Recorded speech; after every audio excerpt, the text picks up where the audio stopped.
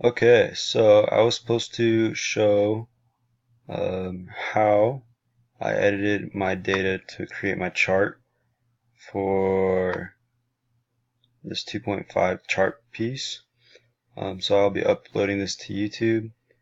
Um, Basically what I did, there was a chart on here, and then I clicked on this little button right there, and it has some data. It's talking about population, I believe, or it has something to do with business. And I went on to YouTube, or not YouTube. I went on to Google, and then I looked up the percent abundance of carbon.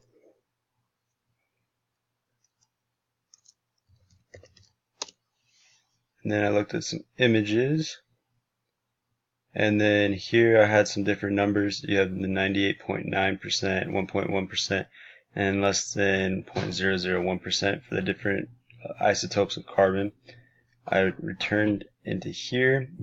I put carbon 12 is 98.9, carbon 13 is 1.1, and carbon 14 as 0.001. I decided to do a pie chart because it's part of a whole. You can only have 100% of carbon isotopes. So the most abundant one is the carbon 12. Then you have a little bit of the carbon 13, and then very, very little bit of carbon 14. Then I hit insert the chart, which then I'll just hit update, which then brought it in here. I got rid of the other chart, and then I submitted it.